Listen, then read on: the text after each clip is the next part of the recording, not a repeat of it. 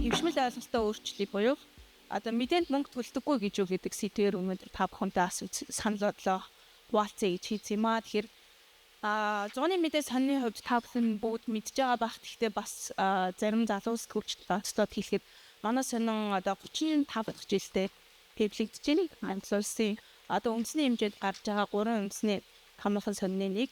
Мөн өнөөдөр олон удаа давтагдсан JTI сертификатыг Монголд анх хэвлэл мэдээллийн хэрэгслүүд дундаас анхдагч болж Монголд бол 2 дахь жил авснараа бас бахархаж явдаг хамт олон байгаамаа. Тэгэхээр сонины сэтгүүлчийн хувьд би яриагаа юунаас эхлэмээр байна гэхээр биднэрт өдөр тутмын бараг тулгардаг нэг асуулт байдаг. Магадгүй та нар ч бас хүмүүсээс асуудаг байх.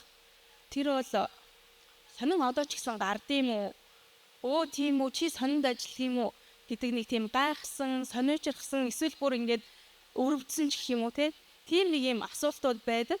Эсвэргээр гэтэл нөгөө талдаа сонин гарахаар барах уу? Тэр сонинд бүр мөнгө төлж мэдээ уншдаг уншигчд хүртэл одоо ч гэсэн байдаг. Тэгэхээр бидний дунд байдаг сонин одоо ч гэсэн байгаа мó гэдэг энэ хандлага хөвшмөл ойлголтыг өөрчилж одоо сонины мэдээллийг хүртэл мөнгө төлж үзэх хэмжээнд уншигчд энэ сэтгүүлчийн салбарыг бас үнэлэмж байдгаа гэдгийг тодорхойлохыг хүсэж байгаамаа. Тэгэхээр тэгэхээр мэдээ яагаад үн цэнтэй вэ гэж тэгэхээр мэдээ бол ерөөсөө одоо сошиалор явдаг шиг зүгээр нэг үйл явдлыг нэрлээд явдаг зүйл биш. Эсвэл шууган тариад явдаг зүйл биш. Мэдээ бол баримттай, хариуцлагатай нийгмийн ойр санамжийг бий болгодог. Аялын хувьд бол бид нар бүгдээрээ мэддэг 5W1H бол мэдээ юм аа. Гэхдээ мэдээ гэдэг нь цаашаа мэдээлэл болоод өргөжхөөрөө бас өөр утга агуулга болсон. Тэгэхээр сонины өнөөдрийн миний ярьж байгаа мэдээ гэдэг агуулга нь яг 5W1H-ийн мэдээ биш, мэдээлэл гэж агуулгадж байгаа гэдгийг та бүхэн ойлгоорой. Тэгэхээр зууны мэдээ санны хувьд түрүү хэлсэнчлэн үндсэндээ 35 дахь жилдээ уншигчтай хүрч байна. Тэгэхээр дэлхийн нийтэд одоо хэвлэл сонин хэвлэмэл одоо хэвлэл мэдээллийн хэрэгслийн үед бас томоохон сорилт тулгарч байгаа бид нар бүгдээрээ мэдж байгаа. Яг энэ сорилттой одоо нүүр тулж байгаа бусад олон улсын жишгийг харахад тэд яаж энэ сорилтыг даван туулахыг хичээж байгаа вэ гэдэг арга туршлагыг бид бас судлахыг хичээсэн. Тэгэхээр олон улсын жишгийг харах юм бол үндсэндээ одоо хэвлэл мэдээллийн хэрэгслүүд дижитал шилжилтийг хийж байна. Яг энэ дижитал шилжилт буюу дижитал транзишн хийж байгаа энэ нөхцөл байдлаас одоо бидний өнөөдрийн ярьсаар байгаа олон талт орлогын их үүсвэрийг бий болгох бас нэгэн одоо шинэ санаачлага инновацийг бий болгоод одоо нэлээд олон жил болж байгаа энэ шилжилт яг үргэлжилсээр байна. Манай улс ч гэсэн яг энэ явагдаж байна. Тэгэхээр олон улсын жишгийг харах юм бол дэлхийд дахинд мөнгө төлж мэдээлэл авдаг одоо хувийг та бүхэн яг одоо харж байна. Хамгийн өндөр хувь бол энэ Норвеги улсад үндсэндээ уншигчдын 40-42% нь мөнгө төлж мэдээлэл авдаг. Тэгэхээр тэндэхийн уншигчдын мэдээлэл хандлага бол илүү одоо үнэлэмж талаас үн цэнтэй гэж харж байна за тэгээд дараа нь Швед орж ийн гэх мэтлээ яваад Америк нэгдсэн улс 20-22%, дэлхийн дундаж бол 18% байгаа. Манай улсын хувьд бол одоогоор яг энэ чиглэлээр тодорхойлоод гаргацсан судалгаа бол хараахан байхгүй учраас би зөвхөн зууны мэдээ сонныхоо хувьд ямар байдалтай байгаа гэдгээ бас ярихыг хүссэн юм аа. Тэгэхээр энэ төлбөртэй мэдээлэл гэдэг маань өөрөө яг юу юм бэ гэхээр энийг одоо англиар бол paywall гэж нэрлэж байгаа. Тэгэхээр үндсэндээ бол нэг 3 төрөлтэй. Нэгдүгээр hard буюу одоо social вебсайт дээр орж байгаа бүх контентоо тухайн одоо хэвлэл мэдээллийн байгууллага түгждэг. Өөрөөр хэлбэл банк хэрэглэгч мөнгө төлсөн хэрэглэгч хөвлөрөх илүү хатуу нөхцөлийг бий болгосон.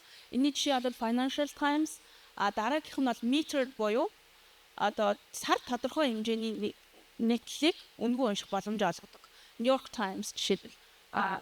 Дараагийн илүү уян хатан буюу одоо манай сонины адапт хийцэн байгаа энэ хувилбар бол премиум буюу зарим мэдээлэл үнгүй, зарим нь үнэтэй байх тэр зарчмыг бид нар бий болгосон. Тэгэхээр эндээс бас бид нар одоо юу гэдэг илүү хатуу нөхцөлийг биш Монголын нөхцөлтэй илүү тааруулаад нэг удаагийн төлбөртэй гэж болно. Эсвэл тухайн өдрийн сонины дугаарыг бүхэлд нь авч болно.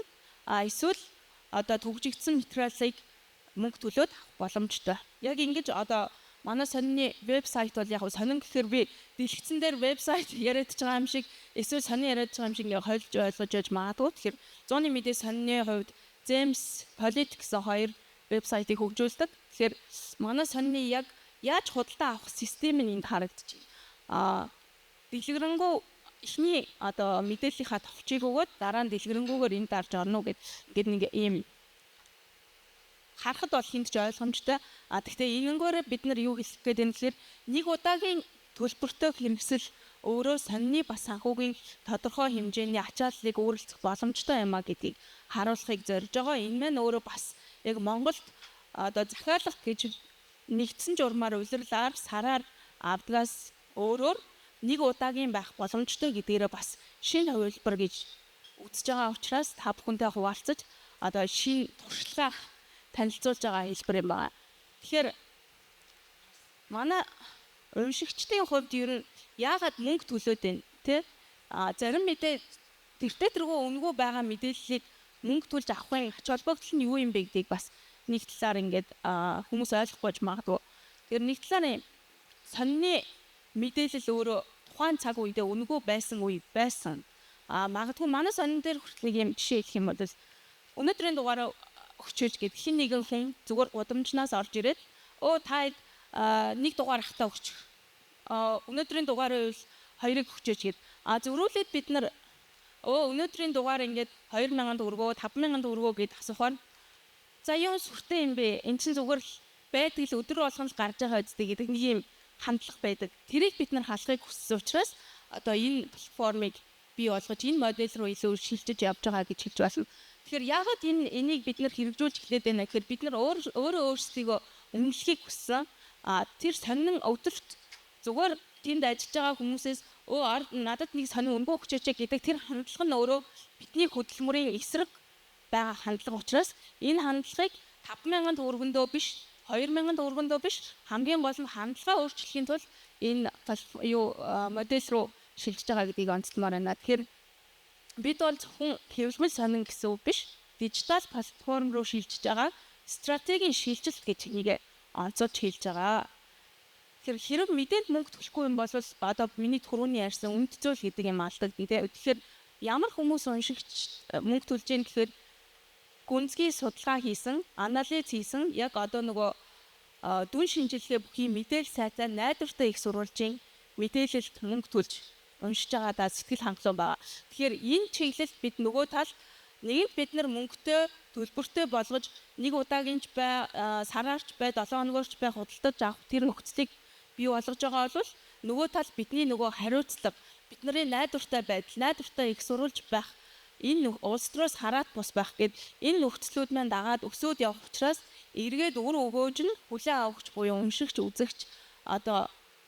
үзэгчдэд хүрж байгаагаараа бас аль талдаа вин одоо модель байх боломжтой. Тэгэхээр манай ярианыхаа ихэнд хэлсэн ч гэхгүй тийм ээ.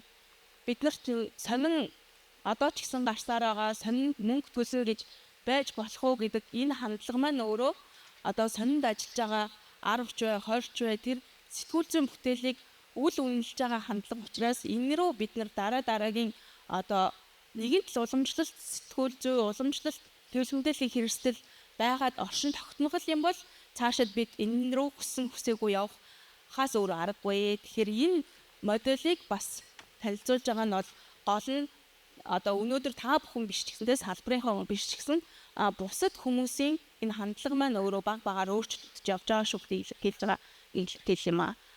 За тэгэхээр энэ хүрээд үндсэндээ миний артикл өнгөрлөх гэж байна. Тэгэхээр өдөржин одоо бас суусан яг бидний хувьд бол өнөөдөр бол салбарын бас нэлээд томоохон асуудлуудыг ярьлаа, шийдэл хайлаа. Нөгөө талаар бас олон одоо мэдээлэл солилцлоо. Тэрний нэг нь одоо үнэхээр JTI стандарт буюу олон улсад найдвартай их сурвалжийг баталгаажуулсан ил тод байдлыг хангасан.